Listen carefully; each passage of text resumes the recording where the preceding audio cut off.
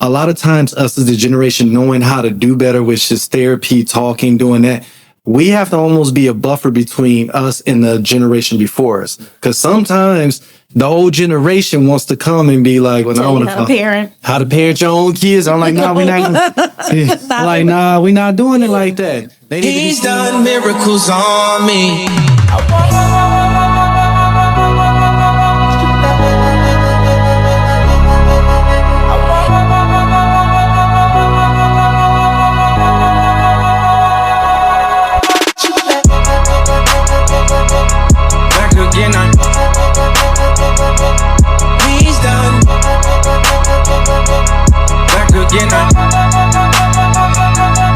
He's done miracles. Back again.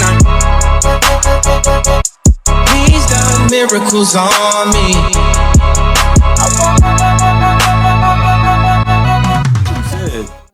And when I first moved here, we were fighting. I was fighting all the time.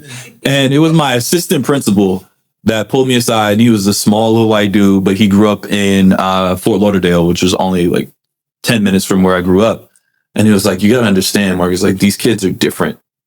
They've been coddled and protected, but they've also been tainted. Like some of the comments that they're making, they don't realize what they're actually saying. They're just kind of like repeating things that they've heard on the side and whatnot. And my grandma was the one who enlightened me. She was like, baby, and obviously her now being 94 years old, she grew up through it, like in North Carolina on a plantation, right? Like that was her world. She goes, if you fight everyone that calls you the N-word, you'll be fighting for the rest of your life. She's like, but you got to kill people with not kindness, but progress. She's like, just prove to yourself what you're worth. Like, don't get distracted by the distractions. And it took a whole nother level of awareness for me. Like, oh, okay. You're only coming for me because you recognize I'm a threat. That's the only reason I'm on your radar. I was like, oh, you just can't stop my progress. So it was but having someone in my life that was able to have that level of conversation, because to be honest, like I wish my bigger brother was here to be like, yo, let's roll up to the school. Because I know that there have been kids in my life. There are kids in my life that aren't my blood, but they're like, yo, I'm getting bullied at school. And like Jay said, like my schedule's to the point where I'm like, looks like we rolling up to school. And I pull up in the cafeteria and they're like, yo, who that? And you're like, that's my uncle. And I'm like, he black. You're right. but seeing the confidence in that child to be like, yo, I got somebody who has my back. I'm like, yo, I wish I had that. So now the opportunity to be that is an absolute game changer. And then to still have the conversation, like, no, you don't have to fight everybody that disrespects you. But my grandma was like, yo, they can disrespect you so many times, but we don't start it. We definitely finish it. I was like, got it. I think it's a big thing that people need to understand as it deals with us going through these generations, wherever you fit in those generations, millennial, Gen Z, all that stuff, blah, blah, whatever it may be. You have to realize that as an adult, the adults that came before you are just older children. They're literally still trying to figure it out. Regardless of whether they act like they have it figured out, they don't. I will bet any amount of money, any person, they don't have it figured out. They probably don't have themselves figured out. They probably don't have their kids figured out. They probably don't have their spouse figured out. They don't have their other spouse that came before the spouse they got figured out. They just don't have it figured out. It is what it is. I mean, it is what it is. So literally when you start giving people that grace, you can get that grace to yourself. I'm just getting older. I'm just figuring it out. I'm doing my best when I'm giving answers, doing my best when I'm giving effort. But the reality is, might be right. Might be the best thing to do at that point in time. Might be maybe the best thing, maybe the worst thing you could be doing, but it's all you know how to do. Like, it just is what it is. People, regardless of whatever age they're at, they're just trying to figure it out. Some people get up to that, like you said, 94, they might have that stuff like, oh, I got to figure it out. I just don't need to say nothing. You know, whatever it is. My grandma at 94 does not have it figured out. She is still a hot mess. And that's what makes her dope. But it also gave another level of awareness. Like Shannon said, we are all just a hot mess. You don't have the ability to make a right decision every time. but you can make a decision and make it right over time, as long as you're showing up with the right intention, love, and growth on your heart. Like this, anything is possible. Yeah, I wanted that. I was going to say, and not be afraid to make mistakes and then apologize, in those times. Right. One of the things that I had to learn very quickly when my kids were young was like being able to apologize to them when I did something wrong, or even like yelling at them. I remember when the boys were like really young, like 3, 4, 5. I think Stefan might have been 5 or 6. I don't know. But God had told me stop yelling at them, and I was like, I just don't know any other way, because that's all I knew growing up. Like, you get yelled at. And one day he turned to me. He was like, you don't have to yell at me. I can hear you. And I wanted to just like, I know this kid did just tell me. And then God was like, I told you to stop yelling. And so it helped me to be like, what, I apologize. And being able to talk to them in a way where I'm like, let me go calm down, because I don't want to take out my anger on you. Y'all adults, don't start with me. But yeah, y'all don't. I wanted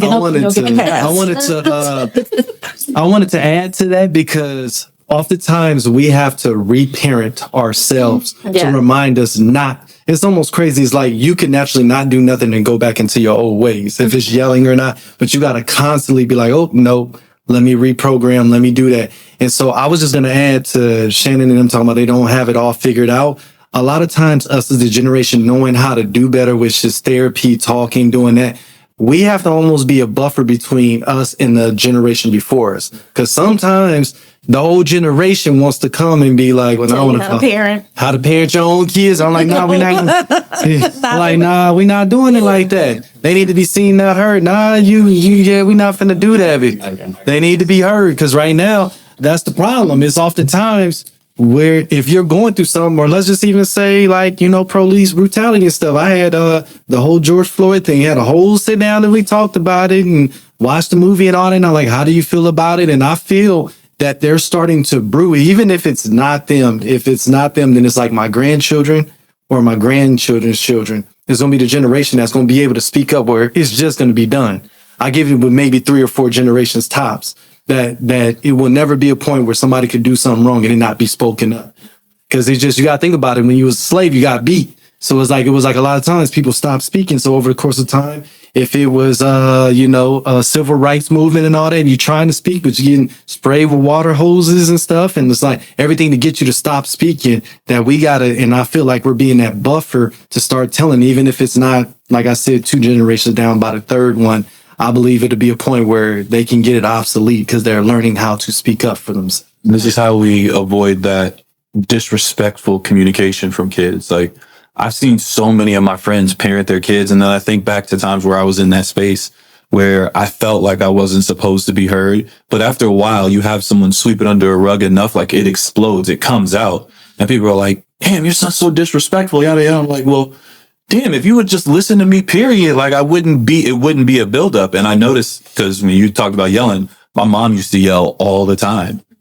It wasn't until I was an adult that I realized how much mental anguish and pain and things that she had to work through with the divorce and like leaving my pops. But I remember one day we were in the kitchen and she was just yelling. And I turned to her and I was like, why you yell all the time? And she was like, huh? I was like, you just talk to me. You know that, right? And she looked at me like, boy, what? I was like, literally, I'm like washing the dishes in the kitchen. I just turned around, I'm like, you could just talk to me. What do you want me to do? And she was like, hold up. So I stopped washing the dishes. We sat down at the kitchen table, and that day transformed our relationship forever. So now my mom, even when she's frustrated, she'll be like, did you hear what I said? I'm like, I did. Well, why didn't you do what you... This is why I didn't do it. I was doing this, and this. So I had it planned here. And she's like, okay, I need you to make it a priority when I ask you to do something. And I was like, okay. And literally that day transformed our relationship. But I had to literally check her in a respectful way. Like, yo, you could just talk. You could just talk. You don't got to yell. You don't got to get all animated, because that puts me in the defensive state where now I don't want to hear you. I want to get mad too. But opening those doors of communication is an absolute game changer. What, Doc? No, I was just agreeing with you, but and it's hugely important, and a lot like what King was saying, being that buffer. Because I've told my kids, you have a right to speak up about how you feel about something in a respectful manner, and if you think something's wrong, say something. And I had it where, one of my children, they said something to their grandparent. They was like, what you're doing, that's not right.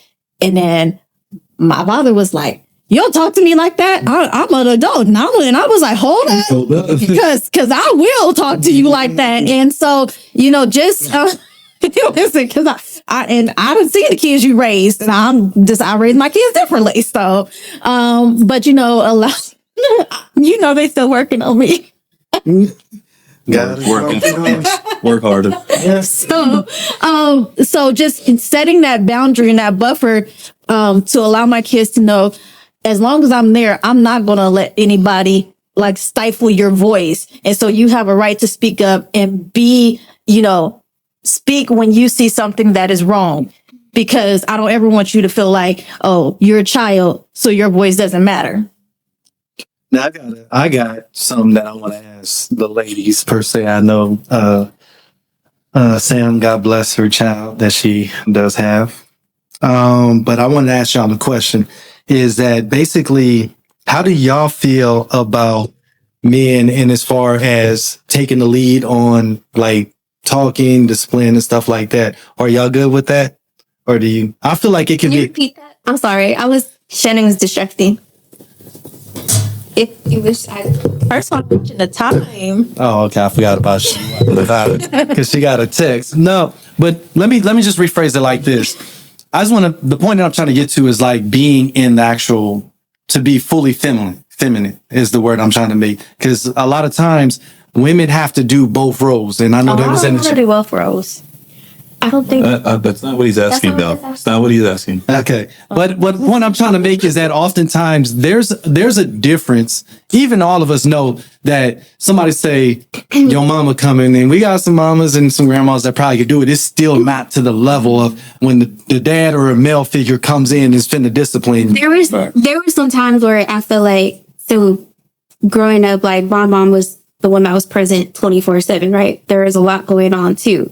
And there was times where my pops would come in after and even have to like grab her and be like, yo, you're doing way too much. Like, it's not okay anymore. Right. And at the point, like, then I was like, finally, right. But like, the older I got, I saw the value in, like, she had to do both given the circumstances, but she didn't at the same time. And then when he was there and present or came in after, like, that presence of that logic piece or the balance, it was like, hey, like, we don't have to go to 1,000. Like, this could have been out of 10 or even a 20. And so I think there's this, if we go back to slavery, like, there's this need that we have to do it both that has now just been in the DNA ingrained generation after generation after generation. And it's so hard to break.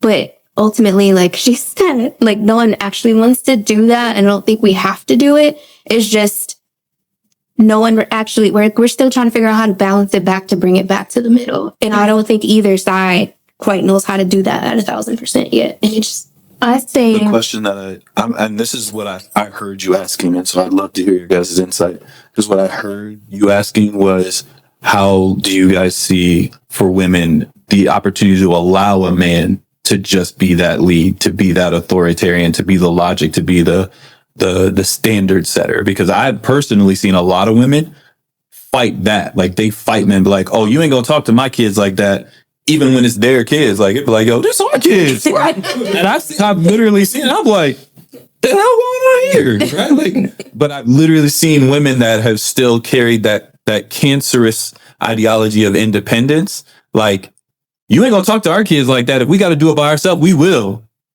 No, baby. Like, sit your ass down. Like, I'm going to be the man of this household. But like, where do you guys see that come from, or what is your thoughts on that?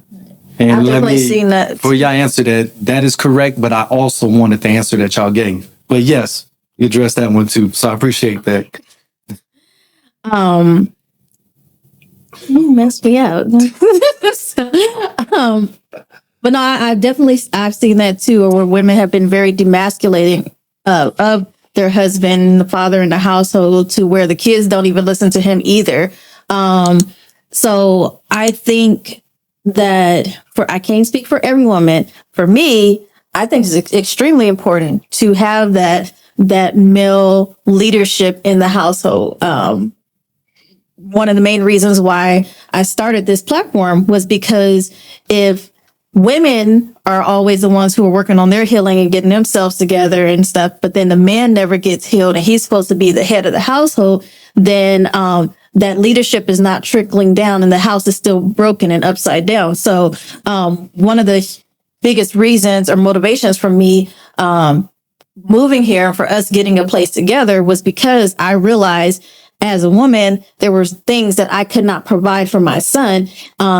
Likewise, even for my daughter, that he could as a man in the head of the household. So even though he's my brother, I still give him the respect and pass things over to him. Like, don't let you handle this.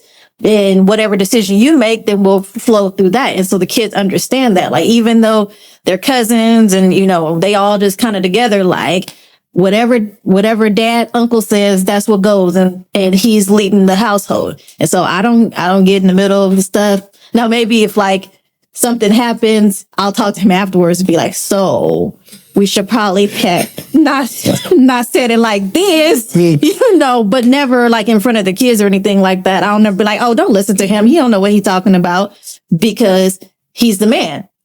And that's who they're looking to for that guidance and that identity of who they're supposed to be. So I'm sorry. Waiting. So I think the root of it, to answer like straight, is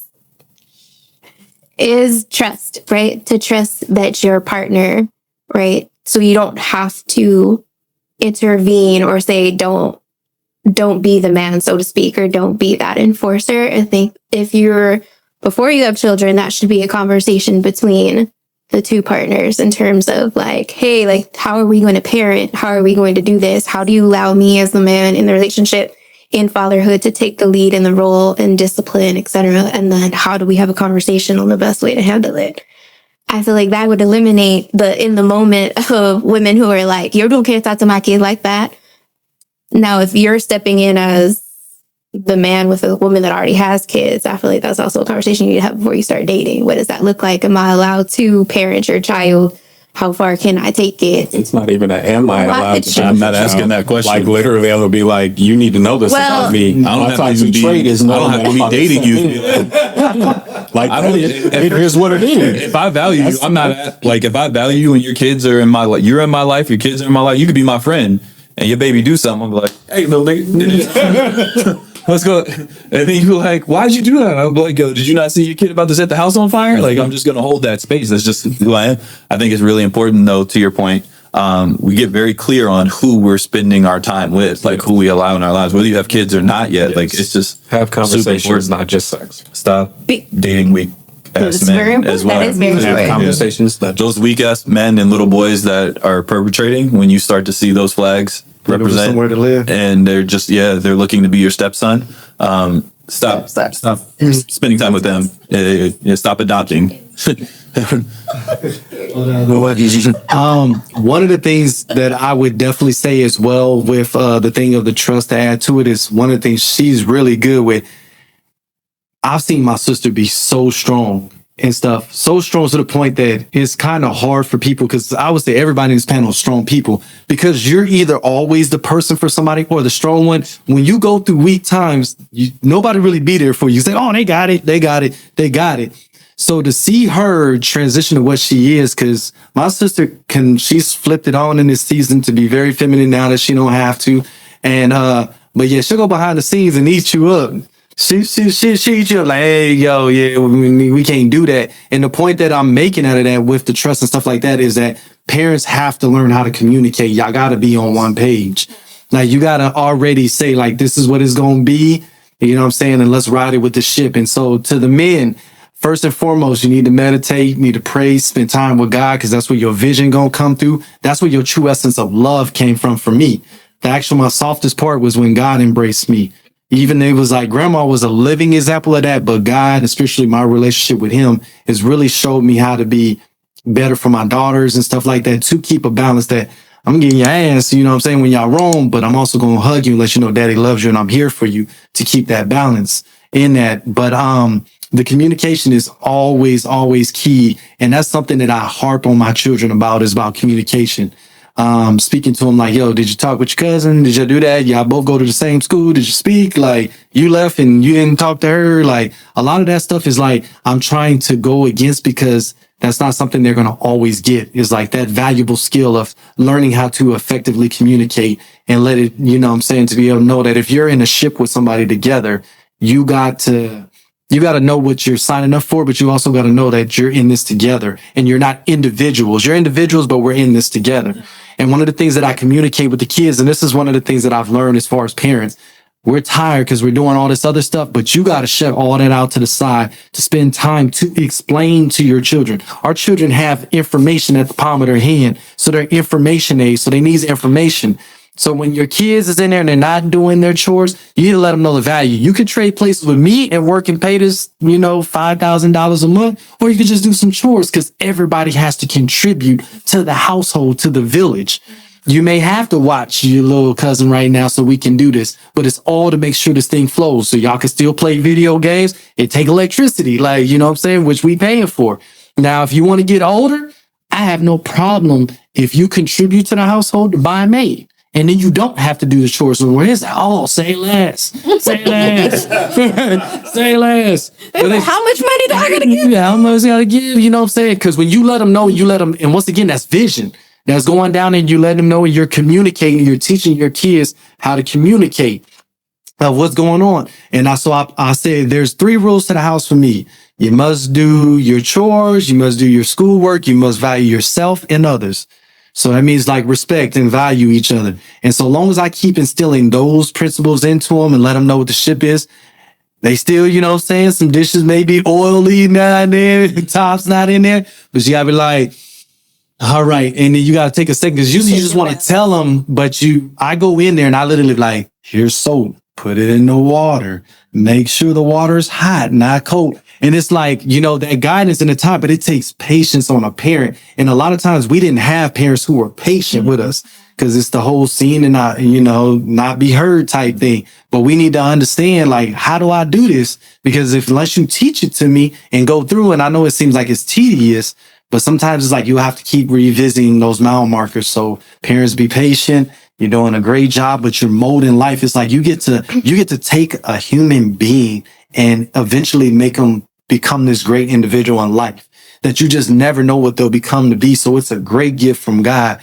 but it can be challenging at times. I think some of the best parents at times be like, man, you go on vacation, be like, man, with them kids, like whatever happens, I'm out the country anyways. But as soon as you get back, you hop right back in and you take care of everything. And it's so funny to like all of the parents that be on vacation, high five and like, yeah, man, we over here, forget all that. We ain't got no worries.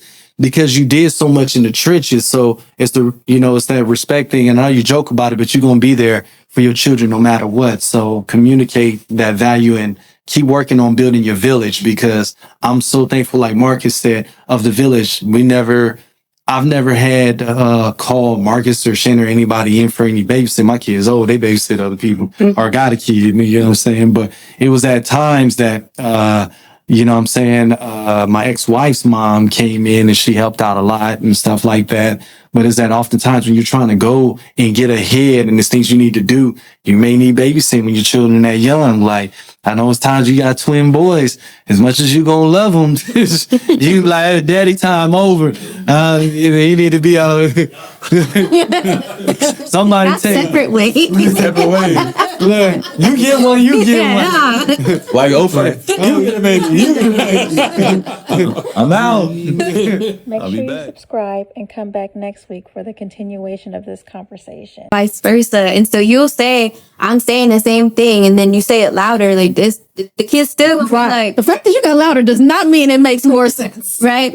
Can you say that to yourself one more time? You know what? I just want to make sure you heard it.